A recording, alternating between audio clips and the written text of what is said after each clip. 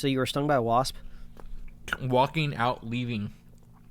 Oh my God! You were on your way out, and they couldn't let you go. It's not a bird, it's not a plane, it's Superhero Slate. It's a modern podcast where we talk about everything that's great, like movies, TV, superheroes. It's Superhero Slate. Oh yeah. Hello, everyone, and welcome to Superhero Slate, the show where we run down the latest superhero entertainment news. We love TV, movies, and superheroes, so let's talk it all out. My name is Chris Dillard. And my name is Mike Royer. And this week we're gearing up to watch Black Widow. Ooh. I feel like I need some sort of sound effect, like an air horn. Have one, yeah. Yeah, we need a party sound. So, but I'm excited. We'll talk about it a little bit, but it's been 2 years since we've been in the MCU theatrically, so this will be exciting. Mm-hmm. Spider-Man is a kid of nice suits, and we'll talk about why. This is a throwback to the Incredible Hulk reference, but we'll talk about that later. Star Wars gives us an anime vision, Mike. Oh, I thought I saw something about that. I'm glad that I have this podcast to remind me about these remind things. You, yes, and more. Oh, man. I was gearing up for a weekend of content, Chris. I had so many plans. Out here in LA County, fireworks are banned, but LA is iconic for having fireworks all over the place, right? It's just I grew up in Indiana where fireworks were legal, but I was right across the border from Michigan. So all the Michiganders drove south to Indiana across the border to get to any of the fireworks shops that are literally across from the border. So I'm not totally ignorant of the idea of fireworks being illegal, but everything's super dry out here in Southern California right now, so they're really, really pressing. Okay, please no fireworks. Something's going to catch on fire. It's going to cost us billions of dollars to put it out. Just no fireworks. So we didn't make any big plans this weekend, but I had content plans, Chris. You did, and the worst part is you told me these plans. I think that's where you went wrong. You shouldn't have said anything. I hit up the group chat and I was like, "Boys, gear up! We got content." And I was like, "We're gonna watch the Tomorrow War on Amazon Prime. We're gonna watch the first Fear Street movie on Netflix. We got America the Motion Picture, which is that animated farce take on history." And also, ignorant to myself, I thought Monsters at Work came out this weekend, but it's actually the following weekend. The same weekend as Black Widow. I don't know if that was particularly planned for that show. I don't know if it's kind of like a back-to-back programming over there at Disney+. But yeah, I was going to watch all this stuff. I watched none of it. I didn't do anything productive except make a really dumb meme and scroll through TikTok. But I was outside doing productive things that have nothing to do with being a nerd or being on a podcast. So you know what? Life catches up with you and you get distracted. But so I think once we're done with this podcast, I'll be watching some of those things, and keeping up with the Joneses is difficult. That's what I'm trying to say. Yeah, I completely understand. I mean, I was kind of in the opposite boat. You were like, I got all this stuff to watch. I'm like, I will not watch any of it at all. I was thankful not to be invited to a wedding yesterday, a good friend of mine, but it was literally 2.5 hours away in the middle of the country with no cell service at all. You got stung by a wasp too. Well, that was today. Yeah. So today, we don't get to visit my in-laws very often, especially during kind of pandemic times last year. So they were like, July 4th, if things are good, we'll hang out together. And as I was leaving there, literally to come home and record this, a wasp hopped on my ankle, decided to sting the hell out of me.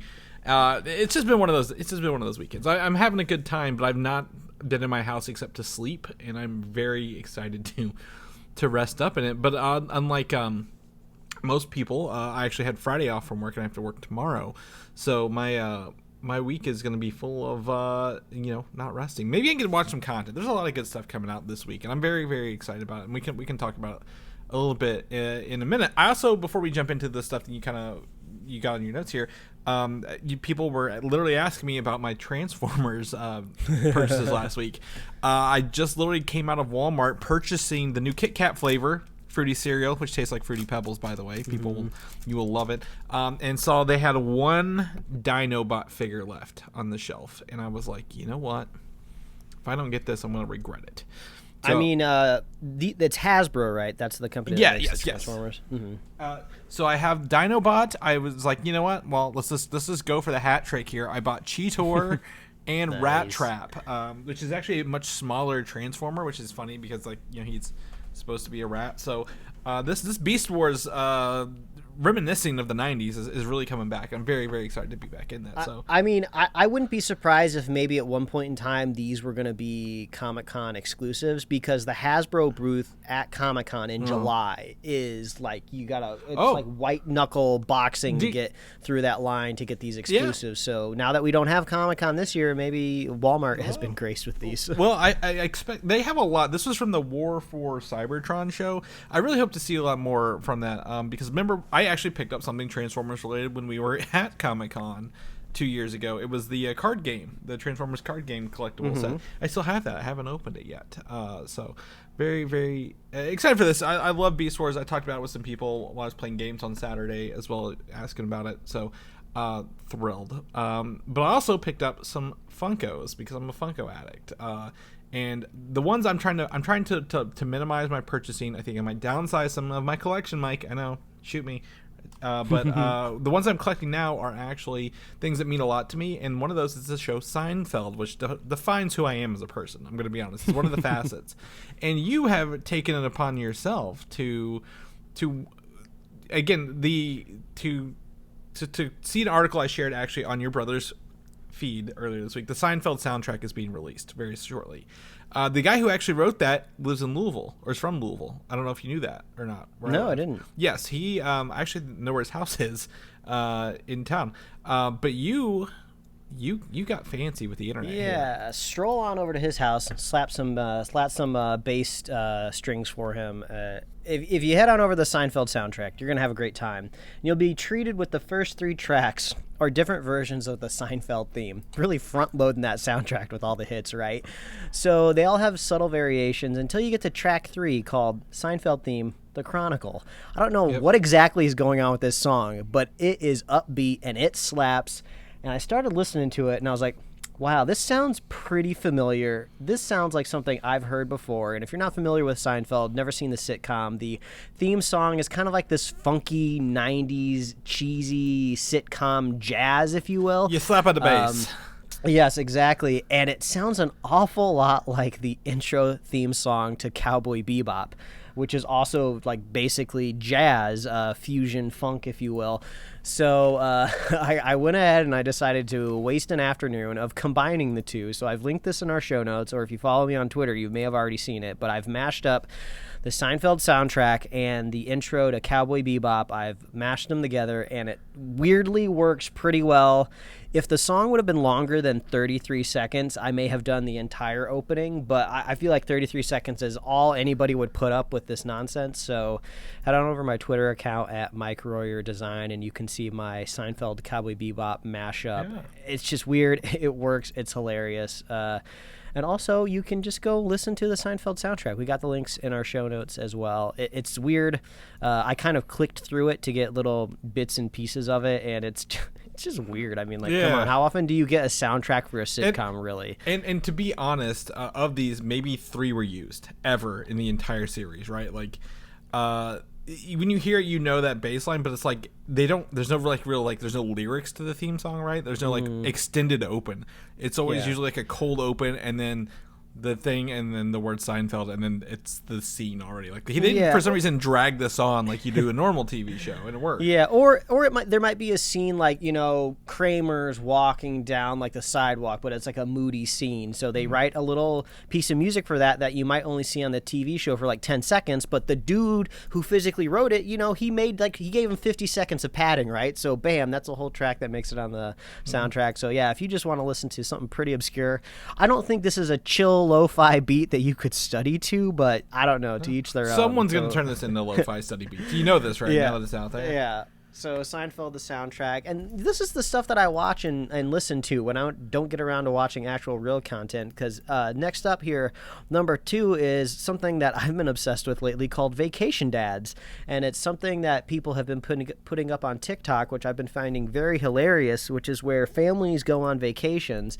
and either the kids or the mom or some member of the family just kind of secretly records their dad going into dad mode on vacations, and I think we're all very familiar with this, is where the dad's taking charge. He's the captain of the ship of the family. He's getting all the suitcases ready. He's got all the fanny packs, and he's got everything ready to go. He's got the maps, and it's just I've seen a couple of these now from totally different people, and it's just they do an amazing job of capturing a very specific type of intensity coming off of one person, and that is a dad in charge of getting the family from A to B on vacation. So unfortunately, I don't think it's a specific hashtag right now, but I don't know, maybe just search vacation dad TikTok. Even on Google, maybe you'll find some stuff. But if you come across those, if you find any that you think are just crazy, send them my way. It's so funny, and it's just it's great. But that's vacation dads over on TikTok. I don't know if you've ever experienced a vacation dad, Chris. No, not in my family. That's for sure. One day we will be vacation dads, and we will know exactly what they're parodying. I have been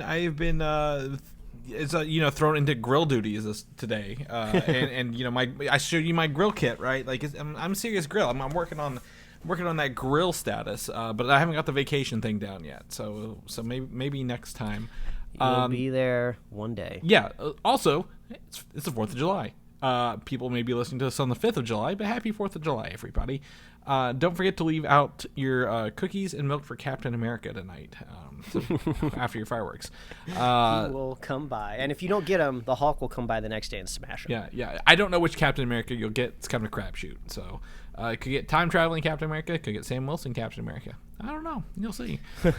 Speaking of dads and other things that may or may not disappoint you, yes. Lovecraft Country has been canceled. Yes. Season 2. I thought I'd put this up here at the top of the show, mainly because 2 of the leads of the show are in direct things that we talk about on this show. The lead of Lovecraft Country has been cast as Kang the Conqueror, who we'll be seeing in Ant-Man Quantumanium, right? That's the name of the third one? Yeah, Quantumania. And for the life of both of us, Chris and I cannot pronounce the other lead actress's name on that show, but she has been starring in Loki as one of the TVA kind of featured security guards. People, I don't know if you call them guards or what exactly you call them. Agent B-15 is her name, and she's the one that Loki's kind of been scrapping with. She's the one Loki took and put the collar on early on in the season, and made her kind of. She's in there, and also just before Journey Smollett, Belle, she was in Birds of Prey as well last year. Yeah, exactly. So a very star-studded cast. I was very surprised to see it canceled. I think when the season finale dropped, I said on the show that I was a little let down by the second half of the season, and also the season finale. I thought they didn't quite stick to landing, but I definitely thought that they would at least be getting a season 2, and Chris helped me before we started recording the show comparing the ratings of this show to some other things on HBO that may have comparable budgets, and this did way better ratings wise than something like His Dark Materials, which is still out there. So my theory is that the first season was based on Lovecraft Country, the book, and they had kind of run out of book, right? There's not much left to adapt, and what happened the last time HBO ran out of book to adapt? We got Game of Thrones, which everyone pretty much universally poo-pooed for really biffing that. So I think the last headline they had from Lovecraft Country before this news broke was that the Misha Green, the creator of the show, was out there exploring where she wanted to take these characters, and it sounds like maybe whatever was proposed to the executives over at HBO were just like, this does not sound like the direction we want to go. I don't know. I just thought this was pretty surprising because this was a really big breakout show last year. Everybody was talking about it. We have all these stars that have, luckily, backup jobs over in the MCU or other superhero stuff. So, bummer if you're a fan of Lovecraft Country. I don't know if this is a kind of show that gets shopped around, right? I mean, I don't think HBO has ever canceled something and then Netflix has picked it up. It's usually like NBC canceled something and then the streamers come to save it. So who knows? Maybe this could be fallout from AT&T shifting Warner Brothers over to Discovery, and then I don't know, maybe they're just trying to trim some stuff that might be too expensive to make, but I don't know. We'll see. Lovecraft Country. It's a bit of a bummer because I would have been curious where they would have taken it, even though I wasn't super positive by the end of it. But it's a bummer. So I'd let everybody know. Well, I was trying to figure. There was something else that recently got hand, and I can't remember what it was, but it was one of those like everyone's like, no, it's canceled, and it wasn't really done, so they were kind of shopping it around as well. Was that Manifest?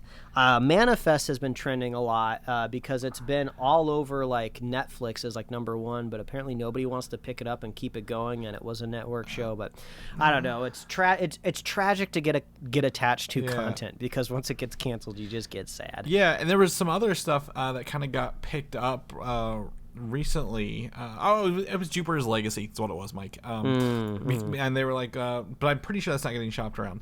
But like there were some other shows that got picked up recently, like Solar Opposites got renewed, and what was it? Good Omens got renewed. Like it's been out for like a year or something, hasn't it? Like quite a bit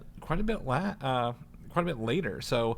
I mean, it always sucks when something gets canceled, but I don't know how that show ended, if it ended on a cliffhanger, if it ended on something else, but I know that a lot of shows actually are coming up on their quote unquote final seasons, if you will. Like a lot of people I know are watching Peaky Blinders kind of thing, or like was it Kim's Convenience just wrapped up as well, correct? So I know there's a lot of those shows that are like kind of wrapping up for good. So that's good that they got to do that, but yeah, let's jump into the news. Black Widow is this week, Mike. I'm very excited to get back into proper comic book movies. I think this is we are now in the back half of the year. This is a good time for us to do this, and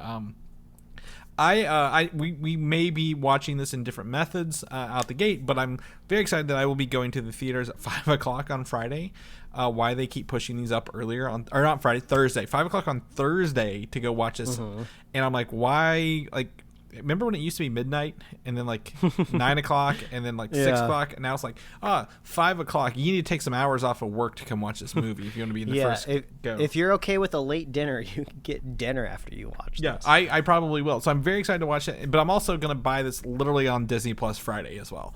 The math for me came out literally to like $60 to buy 4 tickets, and I'm like, I can just buy like 2 tickets and watch it indefinitely as much as I want at home on Disney Plus Premier Access, which is great. So anyone, let us know how you're watching it. But I'm very excited. I'm trying to avoid spoilers and reviews as much as possible going into this, but it's very hard because a lot of news sites haven't had a chance to talk about like reviews or like movies coming out lately. So like they're like trying to shove those down your throats. About like, the Rotten Tomatoes scores are so relevant. They're not relevant. Let's just put that away.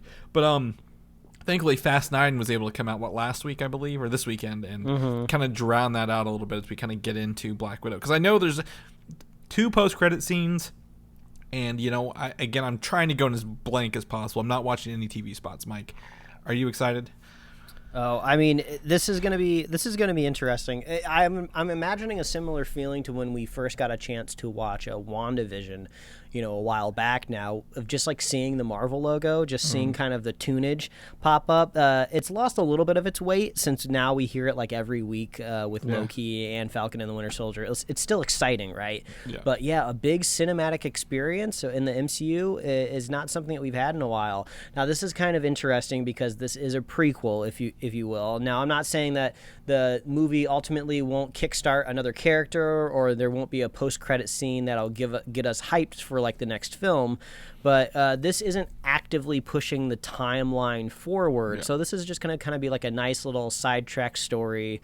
See Scarlett Johansson for one last time as Black Widow, and then maybe. Yeah, it'll be great. I can see she's the kind of actress I can see like, I'm going to come back and do like, flashbacks if some of these characters go forward in the MCU. Because I don't think she's leaving like Robert Downey Jr. did. Like he was like, he bore the weight of the MCU the first couple of years, right? Like, remember when these were like the B characters from Marvel? Like they're bringing out their B list. Thor. No one wants to see Thor. Not everybody wants to see Thor.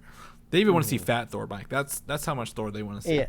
And I mean, I guess it also just depends on how full comic book eventually the MCU ends up being, right? Like, it's still, if you compare the MCU to just comic book lineage, the MCU is just in its infancy. They haven't yet really recast or reincarnated or brought anyone back from the dead.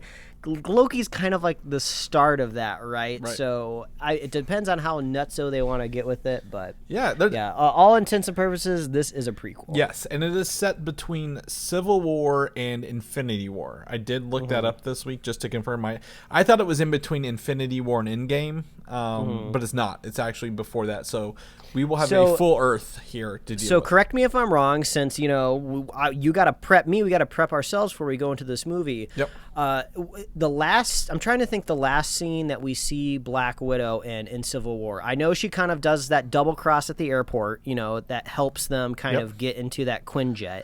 Is that the last time we see her in the movie? So at the end, she's at the Avengers campus, and Tony Stark's talking. She's like, Black Panther, T'Challa, told me what you did to him. They're gonna come for you, kind of thing. So then she runs off, and then we don't see her again until she's with Cap and Falcon in Infinity War. With the Vision. Okay. So she was literally on the run the last time we saw her. Okay. Yes. So, all right. I'm prepped. I'm primed, ready to go. I mean, also not a bad excuse to rewatch Civil War. It's been a minute since I've seen it. So. Yeah, good movie. Introduced a lot of characters, Spider-Man, Black Panther, and stuff like that. I'm excited to see kind of where this goes. I believe, again, from the trailers, we get to see Thunderbolt Ross. Again, another Incredible Hulk character coming back into play here, right? They've really been milking that movie for this is what happens, Universal. If you don't want to, it's like, if you don't want to pony up and let us make a Hulk sequel, we're just gonna mine everything else from that movie. We don't need a Hulk to. We're gonna make a TV show. Yep. We're gonna do everything else. We're gonna put Hulk in with Thor. To hell with you. It's a Thor. Yeah, remember Hulk's there. Yeah, remember the villain that was in your movie? Yeah. No, he's in Shang-Chi. Yeah, exactly. And She-Hulk. I mean, to hell with that. But so there's that. We get to see again. I don't know anything about Taskmaster, and I think that's really cool that I don't know anything going into and this. I'm starting to get a little weak. Because I was at a store the other day and I saw some Taskmaster Pops. Yes. And I looked at them kind of looking for clues, and I was like, no, I shouldn't be doing this. Like, it's not like they're going to have a Taskmaster with the mask off at the store. But, if they did, I may have accidentally saw it. But, yeah, I'm looking forward to what that reveal may or may not be. I've been sitting on those Funkos for a year. They don't tell me anything other than the fact he pretty much has, like, all the Avengers powers, or like weapons, at least, not their powers. So I don't know much about that. Again, I don't know much about the Red Guardian, what's his name, David Harbour's character, stuff like that. So I'm thrilled. I'm excited to be back and get to go back into Marvel this week. But it's not bad, because we do have Marvel literally every week. Like I'm going to be literally watching the 5th episode of Loki the day before, so it's a good week for Marvel, Mike. It's a good week to watch dead characters on screen. Yeah, I guess. Yeah. So there's that. So anything else you want to add? I think we'll be doing a review next week, right? We've talked about it. We're trying to squeeze it in there. Absolutely. Okay. So if you guys are on the fence, we'll come on and tell you how we feel next week. Who listens to this show and is on the fence about watching Black Widow? I don't know. I suppose you might be on the fence of whether you watch it maybe the weekend it comes out, but like, you got to see it. You got to be a completionist. Yeah, exactly. I'm ready for it. Count me in. We're going to switch gears. Speaking of Funkos, actually, there's a Funko Pop-A-Palooza week or something's going on. I think these are the SDCC reveals they've been holding on to. They have their own Pop-A-Palooza, and they have revealed several Spider-Man No Way Home characters. Yeah, I suppose there should be maybe a slight spoiler warning for this section. Potential spoilers. We know I'm just going to be honest. We know very little about what's going on here, so I'm not going to try to dive into a lot of details, because I've seen the internet try to dive into these details as well. The first one I want to say, I call this the Boilermaker Spider-Man suit, because it is black and gold. And if you look at the hands, it looks like he's wearing like possibly the technology on the outside of his suit a little bit. Yeah, and it kind of has like microchip pattern on the kind of gauntlet area, right? Yeah, and some look, maybe he implemented the what's her name? It's not what's his AI's name? It wasn't Friday. Jarvis? No, maybe whoever his AI was. It looks like maybe he implemented those glasses from Far From Home into his suit with the blue dots. Like those look like maybe like you've seen like Google Glass stuff. Like that looks like Google Glass in a suit, doesn't it? Like something that might be over his thing. So that's the first one. I don't know much about it, but it looks cool. I really dig that design. The second one I think is the one people are going to be most talking about. This is called the integrated suit. Yeah, so this was funny because before we got these reveals, you sent me a screenshot of what was like almost like a ship manifest of like what's going to be coming, and all we had before these leaked were just like the names of these suits. And there was something listed for Doctor Strange. There was 3 Spider-Man suits listed, and like my guess was like, oh, if Spidey and Doctor Strange are in a movie together, and Spidey's going to be wearing like literally 3 different suits, like I'm sure he's gonna start the movie with a suit. So that means like Doctor Strange is gonna I feel like he's gonna enchant one of his suits or something's gonna happen, and it looks like this pop kind of has part of an enchantment on it or something. So the next 2 we'll talk about. So the other third Funko is literally his suit from Far From Home, right? The one with that he made at the end when he was fighting Mysterio. So this was the biggest reveal, and I've got 2 pictures, a pop and an action figure here. So if you notice, the way he does his web shooters, right? He puts his fingers towards his palm to shoot the stuff. He's got his palm face down on this one, so it looks like he's kind of Venom style, from the comics and cartoons. And it looks like he's shooting literally a mystical ball out of his whatever gauntlet is. Yeah, I don't know what exactly is going on here, because at first, this is the first time I've seen it close up, so I didn't even know that this one kind of had magic to it. When I saw this a little bit zoomed out, I thought he had like an exposed arc reactor on his chest, because that's really what it looks like. But yeah, this is totally like enchanted magic. Yes, so the one on his chest is, we'll talk about it on the figure, is literally it looks like the Doctor Strange shield magic, but it's got a spider web instead. But the wrist is the blue Strange magic. And if we go to the action figure, the Titan Hero series, we get to see this suit, the red, blue, and gold in all its glory. And it looks like he's got some very his wrist things are a little bulkier, right? Like it looks like maybe he's got that magic in those wristbands or whatever magic artifacts in his wristbands. But his chest doesn't really have that magic circle kind of thing on the main suit. So I don't know. This will probably come to life in the trailer, or when we hopefully see it, knock on wood, Black Widow this week, right? This is really cool to look at. I'm very excited. You were very much on the money. Like, there's probably Doctor Strange infused suit, and the gold is a really cool highlight. I feel like the gold is. I think I have no explanation for this unless. Like, because you bring out a good point. There is like a technological side to the gauntlet here, right? It doesn't scream magic to me. It screams more grounded in reality. So, I don't know. I'm curious. How does a character go through three suit changes in one movie, right? I thought that when we were looking at the ship manifest, if you will, who knows? Maybe this is like a Tobey Maguire cameo suit or something like that. But yeah, lots of questions. We may have 1 or 2 things answered, but still lots of questions. Yeah, I'm excited. I think Funkos are cool, but they're not as cool until you see these things in action in the film. So I'm really excited to see kind of what this is based on.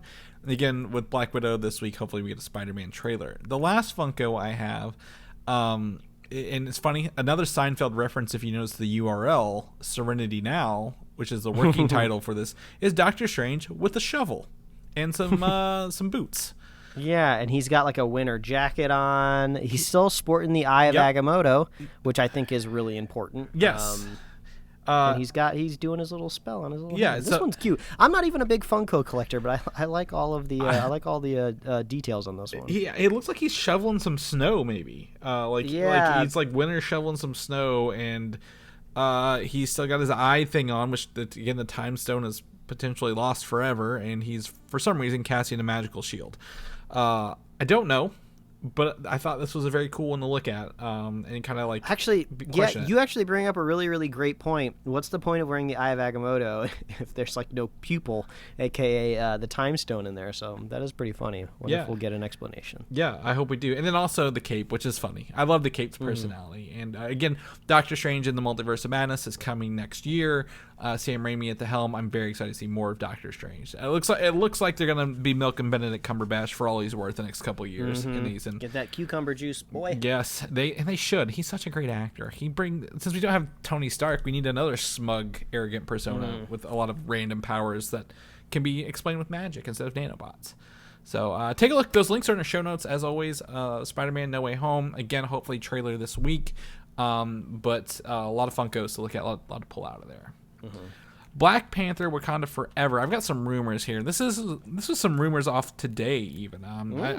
This is fresh rumors. We love a little fresh rumor here. And the rumor is from an article. It's been hit or miss, or from a site that's been hit or miss. It's called Namora,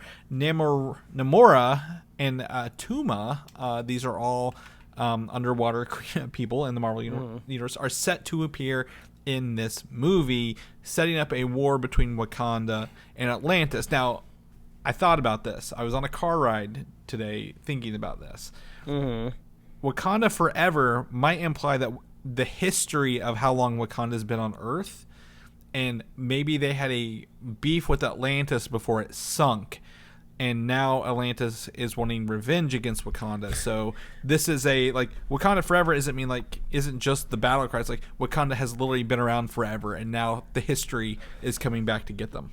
So what you're saying is this should be titled Black Panther: The Beef is Back. Yes, if you will. Yeah, where's the beef? I think it's right here. Yeah, I think this is just it's a very logical progression, right, for kind of this this kingdom that has been following kind of like these monarchy-esque storylines, right? You know, there's a fight for the throne in the first movie. Battling kingdoms make a whole lot of sense. Well, there was a little bit of an Easter egg that we'll talk about at the end of the show with Loki, and kind of starting to build out the MCU cinematic universe a little bit more with some fresh elements. But at the same time, okay, how are we going to logically explain an underwater kingdom in the MCU, right? Like, that was one thing that I didn't think the DC universe had to do. Whether or not the universe is coherent or not, you've already set up a lot of kind of far-fetched things. I totally believe Atlantis is just down there. It's not a big deal, but we've been with the MCU for a while, right? Okay, how are we going to explain this underwater city? I mean, we've seen shots where Iron Man is in an underwater suit, welding cable lines, has Tony Stark the billionaire never explored the ocean floor or something like that. Now, it could be magical, if you will. You could be screaming at your podcast right now going Mike, what are you talking about? Wakanda is literally a cloaked city that you can't even see. And it's okay, I get that, but I am kind of curious, just it's an interesting needle that Feige has to thread, right? You can tell a lot of really fun stories from the MCU, but you got to fit them in, this template, not really template, but you got to fit them in this world that you've made. So I just hope they can make it work for me, because I think Namor is going to be a cool addition to the universe. I think there's some opportunity here to do that. I think the benefit Aquaman had, literally, other than being the brunt of every joke about the DC universe for decades, because he talked to animals in the water, and that was really about it, right?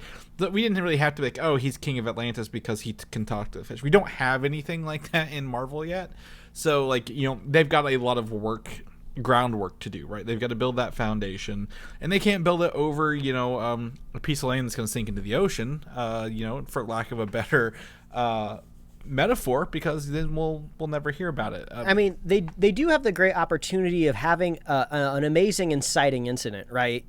If they can explain the existence of kind of an undersea city or community, well, okay, now you have to explain why all of a sudden they're popping up, right? Why did it wait until now? It's you have the best inciting incident in the MCU now of half of the universe vanished, and it was basically not really Earth's fault, but kind of Earth's fault. We had the chance, but we didn't go for the head, if you will.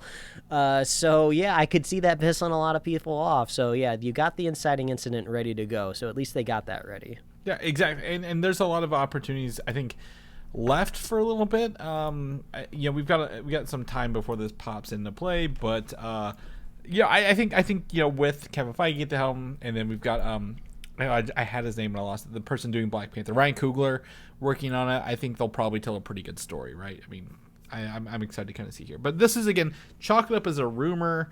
I don't know. There's a lot of good parallels to make between Namor and his sister Namora and Black Panther and his sister Shuri, kind of thing. So it also does make a little bit of sense of usually when something gets a sequel, right, you start to add other Marvel elements. Wouldn't it be weird if there was a Black Panther sequel that was just all Black Panther characters? It's just the Marvel has now held true to the idea of just like if we're adding sequels, we're throwing random characters in there, right? You know, we gotta flesh out and have fun with our universe. So Namor makes sense. And he's like I said, great parallel, great other kingdom, but it would just be underwater. Maybe we'll see.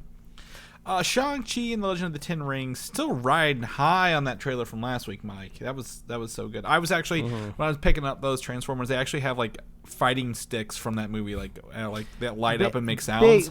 Big question, Chris. Did you finish your Shang-Chi peaches and cream cake? Oh, did I ever? I mean, it didn't stand a chance, Mike. I thought it would try to run away, but I ate it. I ate the whole thing. I got some shout-outs from some people over at Marvel as well, so I was pretty stoked about that. Following your lead, of course, I piggybacked off what you did, and then I stole your thunder by getting some likes from it, but that's fine. You tagged more people in the tweet than I did. I knew who to tag. But Kevin Feige, he's out doing press release. He's answering questions for Black Widow, but obviously people are asking about other stuff, right? And he did confirm Abomination and Wong are in that fight in the trailer. It is no longer conjecture or theory, but the trailer has those two together, and I thought that was great. Yeah, I thought that was pretty funny. It's like he wasn't even being coy about it. He's like, no, I'll just go ahead and get out. I don't know why he felt the need to get out in front of it, because I think someone asked him. I think someone asked him. Oh, okay. But I guess he was just like, yeah, I can tell you. But he was, like I sent you the quote exactly. He's like, I bet you think you saw Abomination and Wong in that trailer, didn't you? Well, you did. And I'm like, you got us. But I mean, I think, again, there's a couple of things to take away. Marvel does fool us in the trailers. They have done it multiple times. They will do it again.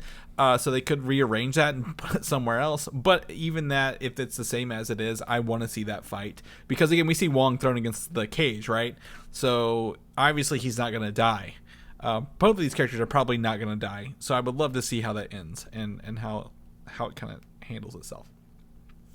But Abomination will also appear in She-Hulk. We got She-Hulk news as well. Gonna put this in here. It's another rumor from another site that this show will introduce the Wrecking Crew. Are you familiar with the Wrecking Crew, Mike? Oh God, why does that sound Earth's familiar? Mightiest Heroes. They were always in there wreaking havoc with their crowbars and like their big bulldozing wrecking balls spinning around. Remember that? Mm-hmm. Yeah, it's starting to sound familiar. So the characters are Wrecker, Thunderball, Bulldozer, and Piledriver. These are not Transformers people. Do not confuse them. But they're essentially they were in those shows. They were granted powers from enchanted Asgardian magic. And they essentially are, when they're together, they're sent to demolish buildings, large structures, like cause a huge thing, usually a diversion for something else going on. I went ahead and I Googled them real quick just so I knew what page we were all on. And these basically look like C-list villains, right? Yeah. Whether or not they have been elevated over the years, their design overall is just very simple, of like thugs in a different colored outfit, and they all have a different weapon. Yeah. They seem primed to sell toys, if you will. And they also, like, their color situations are very much look like ripoffs of other heroes. Like, one looks like Juggernaut, one looks like Luke Cage, one looks like kind of a Zemo color, right? Like, they're like kind of borrowed from there, but they're not your Sinister Six. Yeah, classic kind of comic book, right? Of just like, oh, let's just create a group of villains real quick.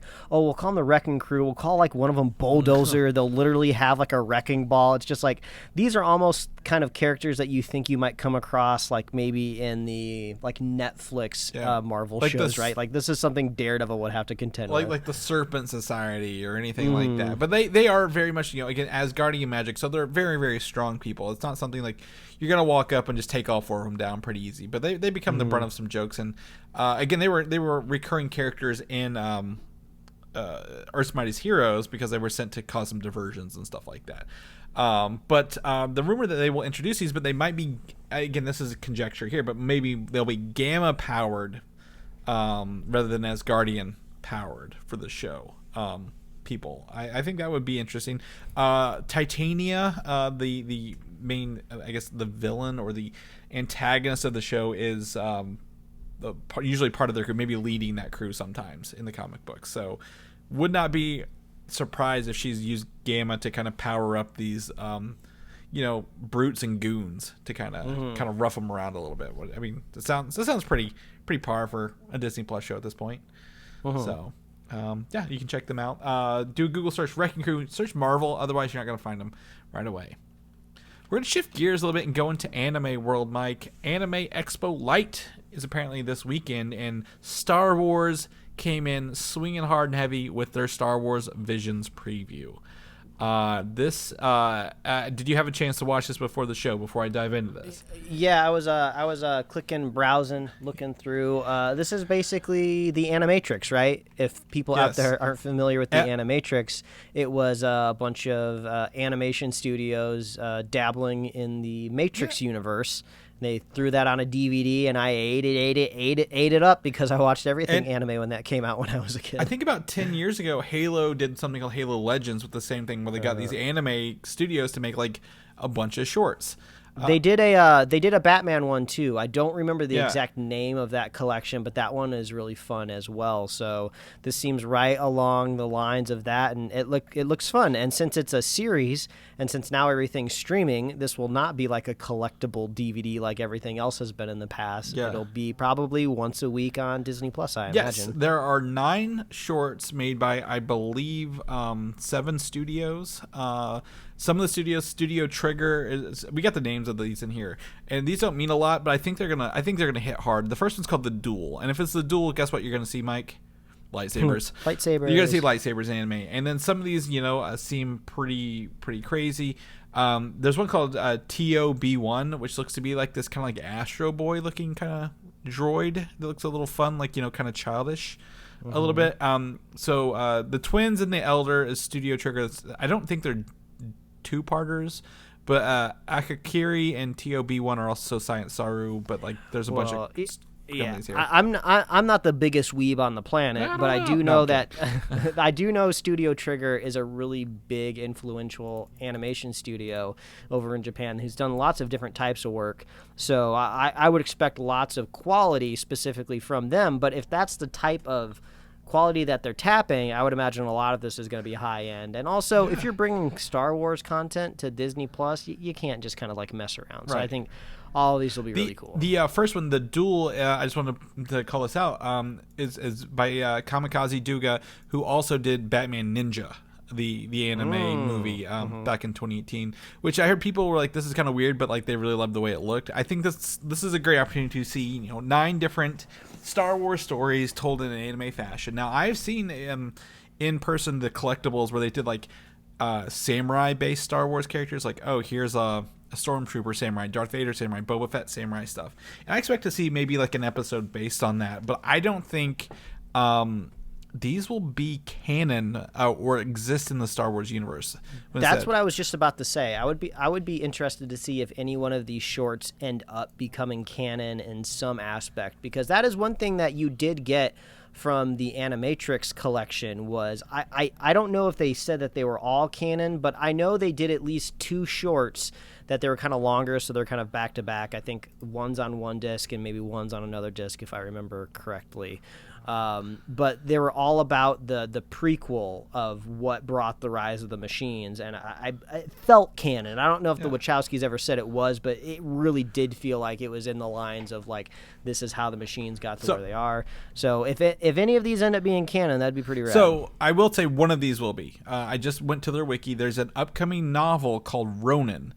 And is a canon novel inspired by one of the series in Star Wars Visions, but they've not announced which one yet.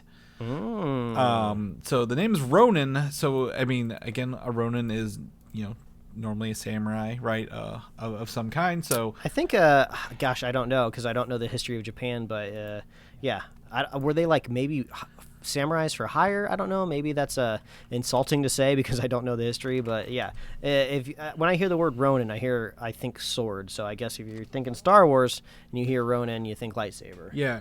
Ronin is it's a samurai without a master, pretty much, or lord. So I always think of the Teenage Mutant Ninja Turtles 3 movie where they go back to feudal Japan era, and I was like, but I did see what was that game you played recently? Ghost of Tsushima.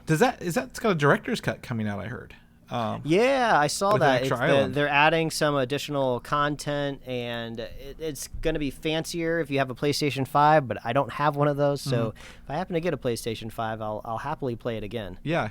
So the DLC will, or I guess whatever the extra island will also be on PS4 for you. I was like, I need to tell Mike that. But anyway, so these are debuting. Will start debuting September 22nd on Disney Plus, which is really surprising. I didn't think they were that far in these shows when they announced them last fall. So the Duel will be the first one, and it looks like they will be weekly there on after. So we have 9 weeks of Star Wars content again to look forward to starting in September. And if we do the math, Mike, I actually pulled up my calendar here earlier. If we I'm gonna pull it up one more time. If we go from September 22nd and go 9 weeks, right? Because guess what day September 22nd is? It's a Wednesday. What's that? It's a Wednesday because they're doing this. Okay. So 1, 2, 3, 4, 5, 6, 7. That's November 3rd, 7, 8, 9. So possibly November 24th, the day before Thanksgiving, we could be back into Star Wars live action shows, possibly with the Book of Boba Fett. I see what you're saying. So I don't think they'll double down, but you never know. Right now, Marvel's doubling with the theater release and Loki. So. The Disney Plus strategy is right there in your face, right? Yeah. We're gonna make sure there's at least one new thing for you nerds to watch, so we can keep getting your. Yeah. What is it? Is it $8 or is it $9 now? I've lost track. I think it's still under 8. I prepaid for 3 years, Yeah. so I don't think I have to worry about this for another year. Yeah. I still think it's still cheaper because it was like $6 or $7 when it first launched. Either way, but we're also getting Badge Batch currently on Fridays still. So we're constantly getting I think Star Wars and Marvel, and we're just going to be getting all sorts of nerd stuff for the rest of the year. So I'm very, very, very excited for that. And you can check out that 3-minute preview here for Anime Expo Light. It gives us some interviews with the creators, shows some little previews. Very, very excited for this one. The Flash. Now this preview, I don't know if you watched this clip, Mike, or watched this video. I had to go I'm about to look at it right now, man. This is there's something exclusive here when I can't when I have to download the file. Yes, I had to go to links to get this file because Warner Brothers has had this pulled from the internet this week. There's this promo that leaked, which is interviews the director, and Ezra Miller has like a hidden second character in this that has a spoiler tag they embedded in the video over his face. Oh yeah, there's like a little emoji of like the word spoiler. Yeah. Do you think this is maybe in preparation for like a fandom or whatever that they want to do? Yes, I believe fandom's coming up, or it could be something they put out online to kind of tease that people, that the movie's actually being made because like maybe Suicide Squad's coming soon, and that's what the next DC. I don't know what the next DC movie after that is. The Batman, probably. Either way, I don't know when it's coming out, but this was really cool to see whoever leaked this and give us this whole thing. And then in the interview, they said that there is a solar-powered alien and 2 idiots on this journey. Now, the solar-powered alien, of course, is Supergirl, right? We know she's in this. We talked about it last week. Well, 2 idiots. The Flash is obviously one of them. But I don't think Batman is the other one. This other spoiler character is probably, quote-unquote, the idiot involved here. Yeah, it's really funny watching this video. We have it in our show notes. You'll have to download it. Hopefully we don't get some sort of request to delete it or something. But yeah, this is so weird because there's like this motion tracked emoji, right? Of it's not. This is not for like a public consumption of just little thing floating around. And I think I got one little brief screenshot around the 48-second mark where the motion track of the spoiler sign kind of goes up a little bit, and you can see a little bit of the body. And I can't describe exactly what the body is, but it looks kind of broad. I don't know what this suit is. I don't know if it's a large jacket.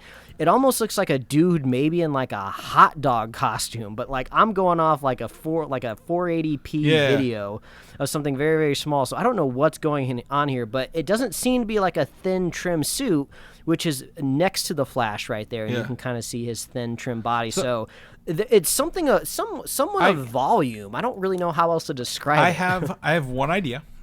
Okay. Ben Affleck's Batman. if they're it's going to like get rid maybe of if him, and maybe he goes with them on accident to this other universe and dies, and that's how they get rid of him. Maybe that's his like kind Yeah. of nightmare jacket. What is going? I don't know if you've seen. I'll Oh, send. yeah, I'll send you a little- I've seen that. Yeah, I've watched this like frame by frame several times because it's all concept like, art what- for a lot of it's people. like, what the hell is this? Yeah. It's just bizarre. I don't. It's funny. This is the type of stuff I love because you have to use your little detective hat to try to figure this shit out. Yeah. Right? Someone else put out there, maybe it's Booster Gold, possibly. Oh. I mean that's the biggest clue, right? It's like idiot. Yeah. Like that's what you're looking for. And he's here, he's a known time traveler. Now, see the photo you sent me though. He has a cape of some kind.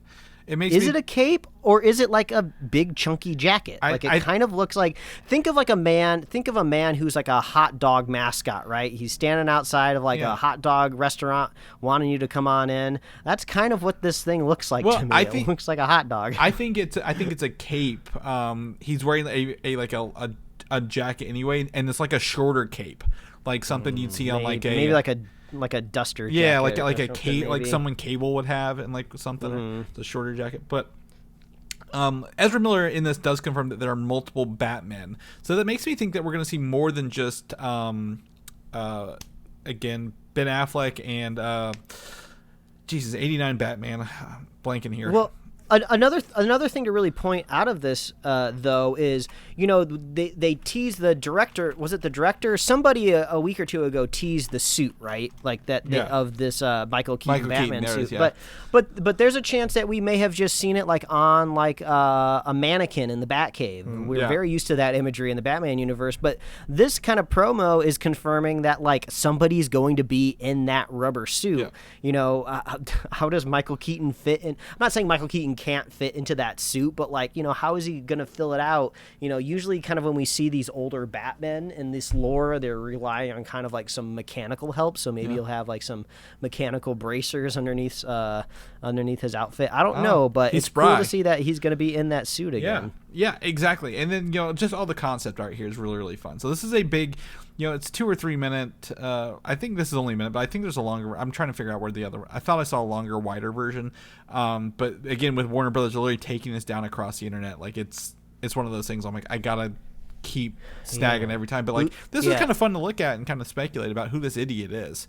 Yeah, Booster Gold. I like that idea of Booster Gold. Yeah, it's a lot to introduce him, but it could be he's only there for a couple moments along the way. Like, I gotta dip out back to whatever the time travel thing is. I'm gonna let you solve this here, Flash. So, but also it's cool to see Supergirl like lasering somebody look like a villain as well along the way. So we'll keep that under wraps. We'll keep you guys informed. We're going to shift gears. The last two things are Loki related, Mike. The first is The Simpsons announced this week The Good, the Bart, and the Loki, a little short on Disney Plus coming up. And it's got a in-game inspired artwork involving the Simpsons character as Marvel characters, which I think is hilarious. Barney is Iron Man, and Principal Seymour's mom is Black Widow. I don't know I don't know if these are going to be in the show. There's no video, but I love this poster at the heart. I mean, I don't know where The Simpsons is in pop culture anymore, right? I mean, it's obviously been going on forever. It's still making Fox/Disney money now. They bought them, so it's time to fully synergize. They had another short that I haven't watched yet where it was like The Force needs a nap or The Force awakens from its nap, and it's sort of like a Star Wars related tie-in from Maggie. Yeah, Maggie's in it. I don't know what's going on there.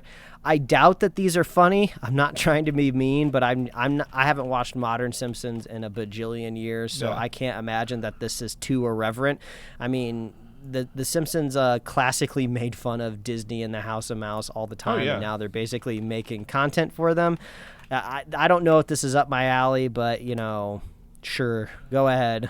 Yeah, make some Disney Plus content. Again, it's a short. It's not an episode. You don't have to watch into this. It's kind of thing. The description is, that again, Tom Hiddleston will literally be Loki in this. He's been banished from Asgard, and he's facing his toughest opponents, the Simpsons and Springfield's mightiest heroes.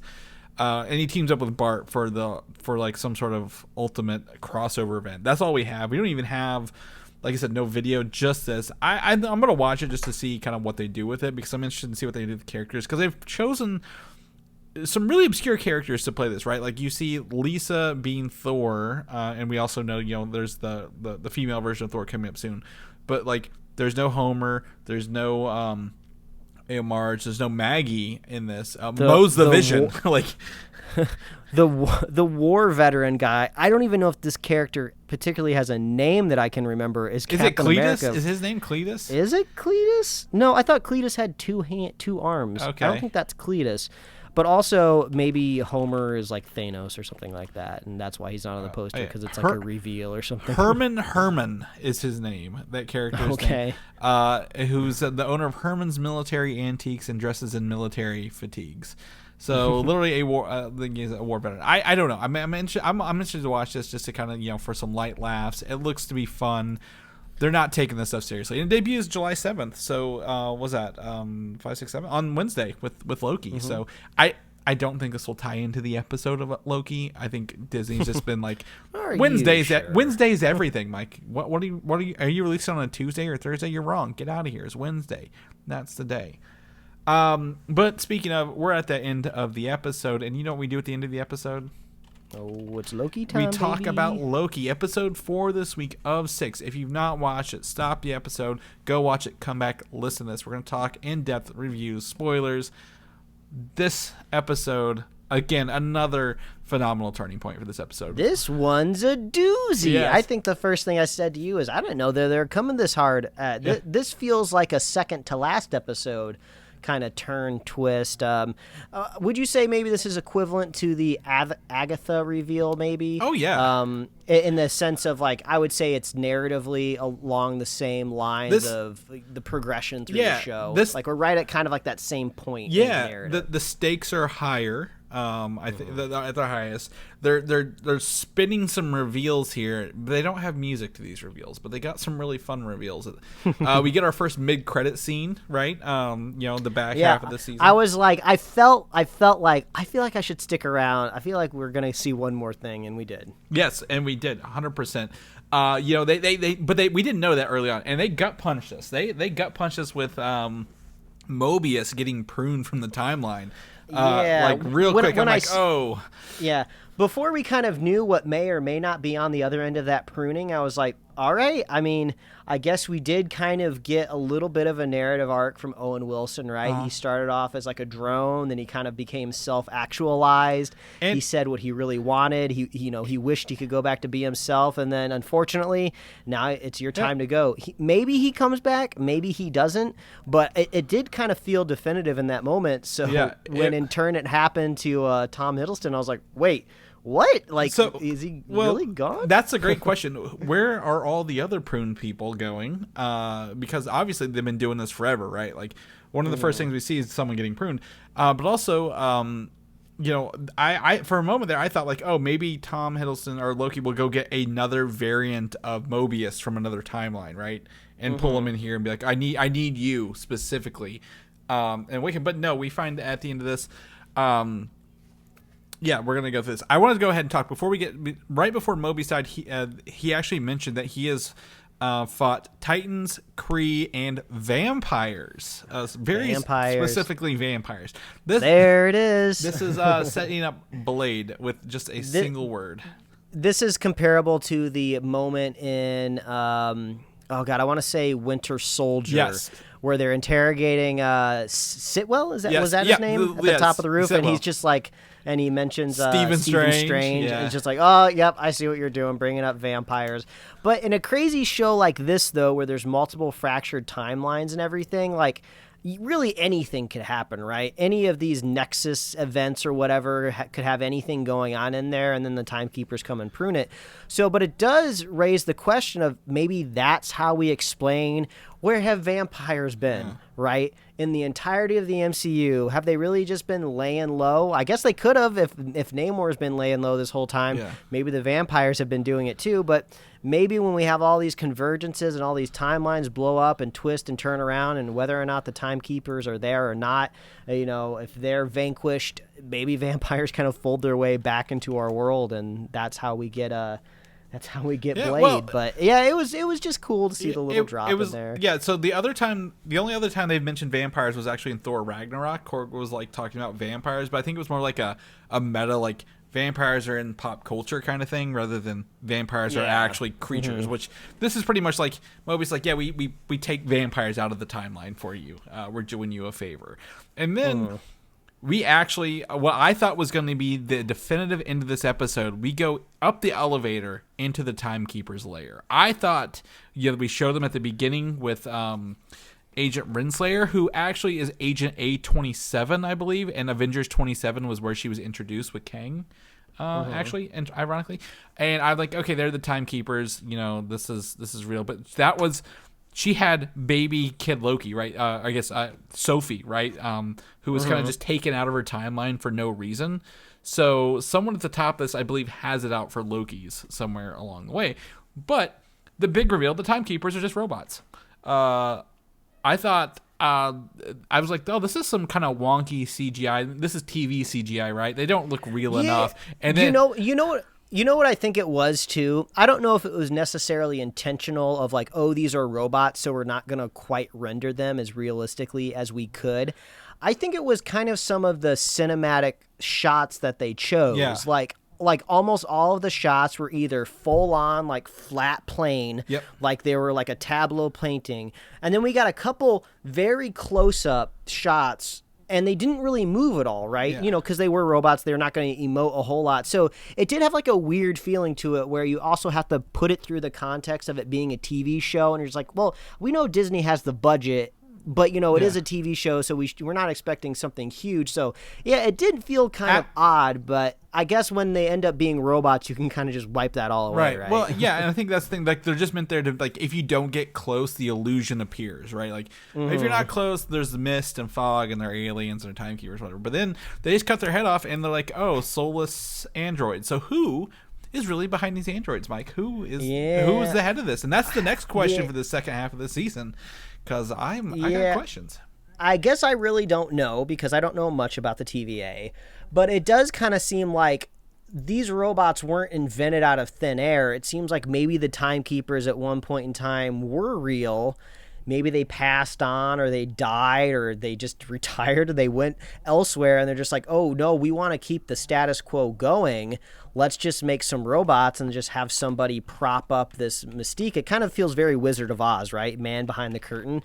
That's almost what I thought was going to happen. I thought somebody was going to walk around from behind the timekeepers. I was them the whole time. But it was cool. Whether they're robots or not, I love that we at least got to see them in action, right? They were kind of cartoony on some of the close-ups because they had that alien vibe to them. The dark shadow, like their eyes glow, but like you don't see any details. But it was interesting. But, I have to say, before I forget, we forgot to mention cameo extraordinaire of the Marvel Sif. Cinematic Universe. Sif was in a time loop, and I was like, that's literally what I said when I saw her. And I was, oh, it's Sif. She's returned from Agents of S.H.I.E.L.D. Yeah, she has not been seen in the MCU proper since Thor: The Dark World, but she did make a visit, I believe, in the first season of Agents of S.H.I.E.L.D. for a little bit. Well, she's been mad. She's been sulking because Loki cut her hair. Yeah. She couldn't possibly show herself on screen. Exactly. So I figured they only did that to save on the wig cost for Jamie Alexander, because I think the short hair was her real hair. But like he has to live literally through her walking out a door, coming in, beating him up, kicking him in the crotch, and walking out, and then repeat. And yeah, it reminds me of whenever they did that. Doctor Strange did that loop in Thor Ragnarok with Loki, where he just fell for. He's like, I've been falling for 10 minutes.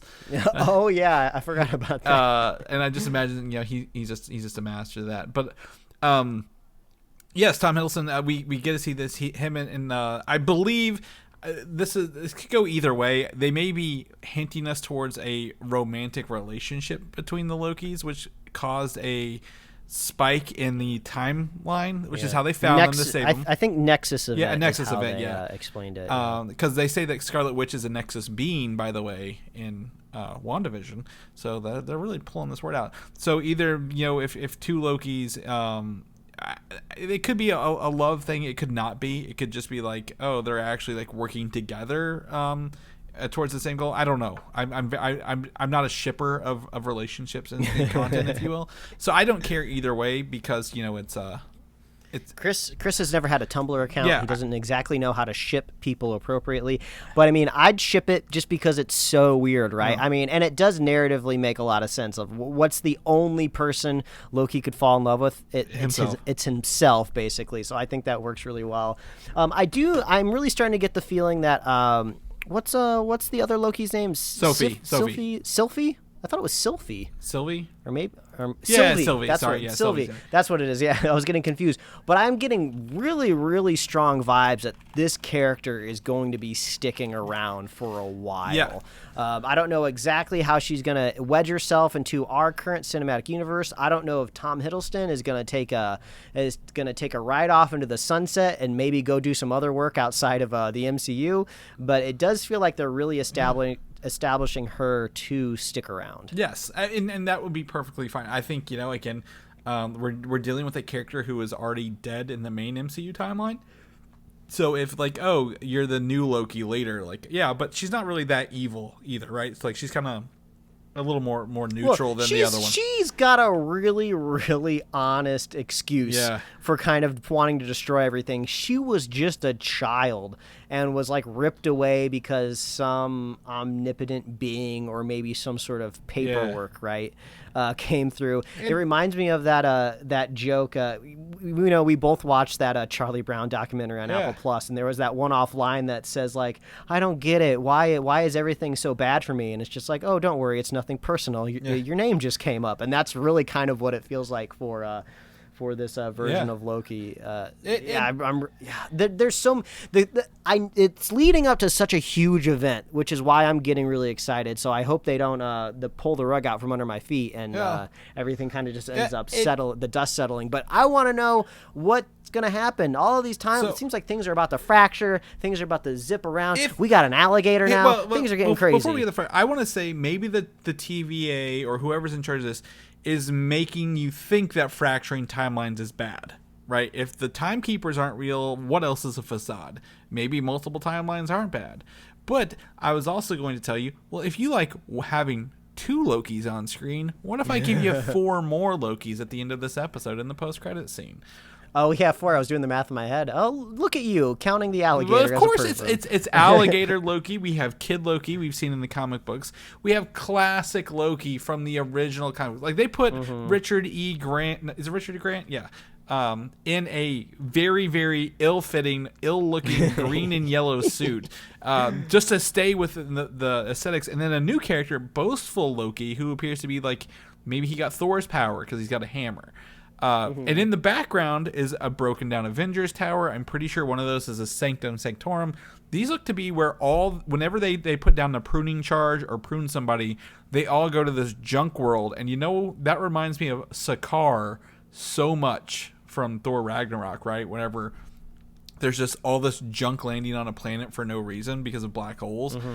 This is the pruning plant. And they're he's like, am I not dead? He's like, no, but if you don't move, or if you don't come with us, you will die. So what else is here? Is there some sort of big bad? Is there, what else is going hunting on? Them? Is this just natural forces that's gonna? Is it the recycle bin that they haven't right clicked and hit empty trash on yet? Kind of thing? I mean, I guess I don't know everything of the ins and outs of different dimensions within Marvel lore, but maybe this is their interpretation of the negative zone or something.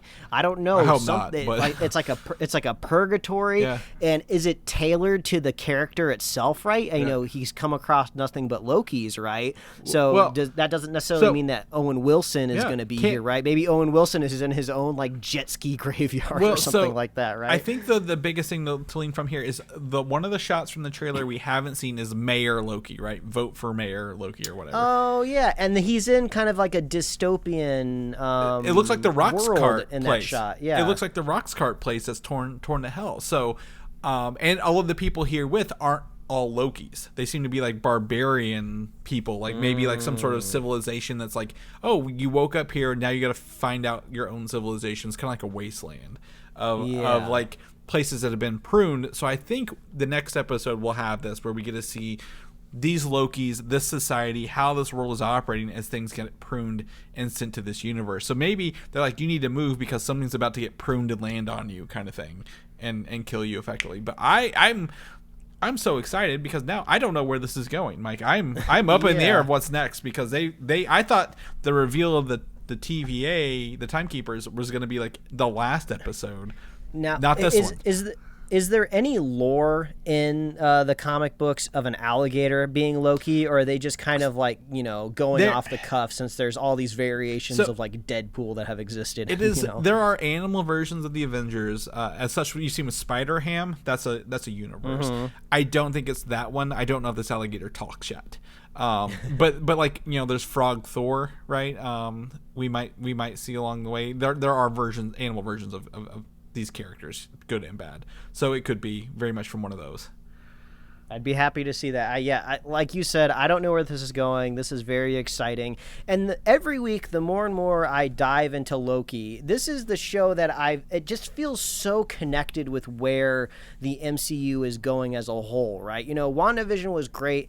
I loved WandaVision, but it did feel very insular to her character. Yeah. And then with Falcon and the Winter Soldier, even though it's kind of put a new Captain America in the MCU, I felt like that, in my opinion, that whole show was a wash to me. So I feel like it doesn't have a whole lot of consequence to me except for putting Sam in that suit. And this show seems like everything that happens is going to affect like the next 10 movies. I don't know if you're getting that feeling. Because I know Spider-Man's coming out with other universes and other Spider-Men. We got the multiverse of madness about to pop off, and it's just like it seems like this is like the next big phase. It seems like that they're working on here. I don't think this show will affect those. However, I think its easiness into those concepts. I agree with you. WandaVision is setting up the MCU at large. For her to appear in Doctor Strange. Falcon and Winter Soldier sets up the next Captain America movie. Loki is technically dead, so they can do whatever the hell they want here. And they may just be introducing us to ideas and concepts of multiverses and timelines and like how those affect and play with each other, rather than like, oh, Loki is going to like. I don't think he or Sylvie. I'm already lost. Are going to be in any of those movies in the main MCU going forward as much as I. Probably you do, but I think it's still introducing us to these concepts. So like when you get there, you're like, oh, multiverses, I remember that from Loki. There are other versions of these characters around. Here they are, kind of thing. So I don't think I think it's, like I said, it's introducing time travel, Kang, Quantum Mania. I think we'll see some play into here, but with these characters, I don't think they'll pop over. But I would love to be wrong. I would very much love to be wrong in that regard. So. I'm excited. This was fantastic for me. I think this show is just getting better and keeping me on my toes because, like we've talked about, there's no set rules of what's next, right? Like we don't know what's next officially. It could tie into the movies. It could not tie into the movies, but it's still fun because I think the actors are also selling. Like every one of these actors is really giving it their all, and like. I love it. It's so fun. I mean, this show sneaks up on me every time. Every Sunday when we record this, we're like 2 more sleeps until Loki, right? Yeah, three more. Three more, and then Wednesday rolls around, and I wake up Wednesday morning just in an ignorant bliss that Loki is ready for me to watch, and then like I see something that reminds me, like, oh yeah, Loki's on. I can go watch that. Yeah. So what fun! I wake up early. I get up an hour early on Wednesdays to watch this before I get ready for work. That's how. That's how dedicated. I wasn't going to at first. But I'm like, too many spoilers, man. Too many spoilers. It's your coffee, man. Yeah. It's your coffee. I don't do coffee, but thank you. I appreciate it. I go to work and not talk about it with anyone in there because they don't watch it yet. But whatever. All right, Mike. Well, that's our episode for this week. Next week we're gonna be coming back with Black Widow. I'm very, very excited to be back into the movie. So we'll have a full review episode, and people know what you're doing in the meantime, where they can see more of your little your memes, your internet things you're creating. Where can they find you at? Well, they can find me at Mike Royer Design on Twitter, Instagram, and TikTok. And you could read my webcomics at pickledcomics.com. Chris, if people want to catch up with you, see how you're recovering from your multiple wasp stings that you get inflicted with, where can they find you? Yeah, bugs hate me. 10 reasons why bugs hate me. You'll be surprised at number 3. They just don't like me. You can find me on Twitter, Valdan, Valdan, or Instagram, Valdan87. I'll probably start putting these Beast Wars together and take pictures of that over time. So we'll put those up. People know more about the show, where they can get ready for that. All these movie reviews for the rest of the year. Where can they find us at? Well, all you got to do is visit superheroslate.com. That's the best place to find all the avenues we host our show and to get our awesome show notes. So I think the show notes has never been more important than this week because we have that deleted DMCA takedown of the Flash We have not promo. had one in a while, so yeah, we need Yeah, one. so go check that out in the show notes as fast as you can before it gets taken down. Maybe you can discern what is behind that spoiler emoji sign. So go check that out in our show notes at superheroslate.com. You can get us on Apple Podcasts, YouTube, Spotify, and wherever else you love to listen to fine podcasts. Like us on Facebook, follow us on Twitter and Instagram. And you can get merch at superheroslate.com/store. We love hearing from you, so please reach out with anything that you guys want to talk about. Are we talking about Seinfeld too much and not talking about Namor enough? I don't know. More Seinfeld, I say. Yeah, more Seinfeld, more 90s sitcom talk, please. So if you want us to talk about the Mad About You soundtrack and why it doesn't exist, I don't know, maybe it does exist, reach out and let us know. And if you want to be a super fan of the show, all you got to do is share the show with a friend, share the show with a buddy. Please go get your vaccination so we can get this ship back and rolling. And we love you guys, and we'll see you every week. All right, next week. Bye. Thanks for listening, and don't forget to subscribe. Remember that Fruity Pebble bar I had? Mm-hmm. About like that. It tastes like a bowl of fruity, dry Fruity Pebbles.